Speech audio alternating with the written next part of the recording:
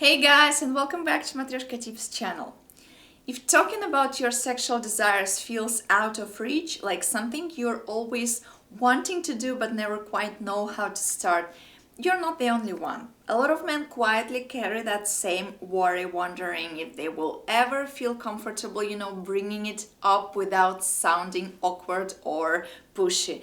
And of course, before we begin, I just want to say one detail. What I'm sharing here comes from my own perspective as a woman, some conversations that I've had with men, women, and also from psychological research always. Of course, I try to include some studies on communication, intimacy that you can find out there. This isn't a magic formula and it won't work the same for everyone, of course, but if you're open to small shifts that make those conversations easier over time, these ideas can truly make a difference. So, today I want to walk you through 5 simple but I hope powerful ways to talk about your sexual desires in a way that feels confident, respectful, and totally you because it comes from a place of authenticity. So, let's get into it.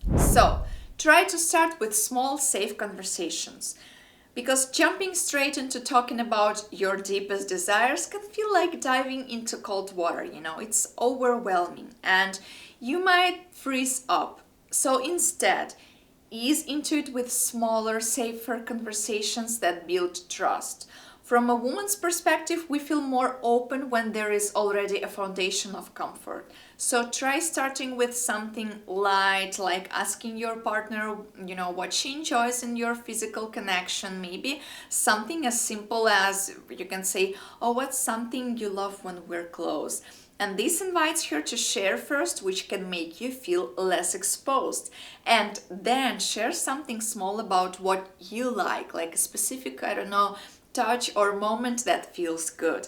And these little exchanges create a safe space for bigger conversations later. And actually, research on couples communication shows that starting with low stakes topics build trust, making it easier to talk about desires without awkwardness. So, take it, one small step at a time, and you will feel more at ease. And also own your vulnerability as strength, because a lot of guys worry that admitting they are nervous about discussing desires will make them seem weak or unexperienced. But here's actually the truth. Vulnerability is a strength and women notice it. Yes, we do. When you're honest about your feelings, it shows confidence in who you are, and that's incredibly attractive and sexy. So try framing your thoughts with openness. You could say maybe, I really want to talk about what we both enjoy, but I'm a little nervous and I just want it to feel good for both of us. Perfect. This sets a collaborative tone and shows you've invested in her comfort too. That's great. And actually, studies on emotional intelligence in relationships highlight that vulnerability fosters closeness, and actually it makes your partner more likely to open up. So by owning your nerves instead of hiding them, you create a conversation that feels real and connected, not forced. Also try to read her signals before diving in, Timing and mood matter when bringing up sexual desires a lot. If you misread the moment, it can feel awkward, pushy, which is the last thing you want, right? And from my perspective, women feel more receptive when they are relaxed and connected. So pay attention to her signals before, starting the conversation. Look for, some cues like her body language. Is she engaged? Is she smiling or, leaning in? Or is she distracted or tense?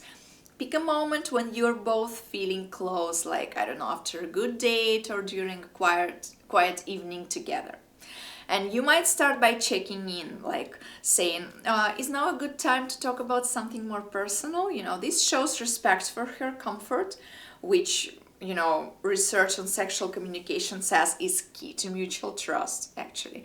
And reading the room also helps the conversation flow naturally, reducing the awkward vibe. And try to use we to make it collaborative, It's one way to take the pressure off, framing the conversation as something you're exploring together, not just about your desires. Using we instead of I makes it feel like a shared journey, which can actually ease your nerves and make her feel included. And trust me, women appreciate when it's a team effort. For example, instead of saying, I want to try this, I was thinking we could explore something new together. What do you think about this? And this invites your input and keeps the focus on mutual enjoyment. And actually, studies on couples therapy show that collaborative language strengthens intimacy and it reduces the fear, of judgment. So, by making it about us, you create a safe, open space where both of you can share without feeling on the spot. And I think that's very cool. Another important point that I want to mention is that you should listen as much as you share. Because talking about your desires isn't just about getting your thoughts out. It's about creating, a two-way conversation. If you're focused only on what you want, it can feel one-sided, and that's when things get kind of awkward. From my women's perspective, a guy who listens as much as he talks is someone who feels safe opening up to.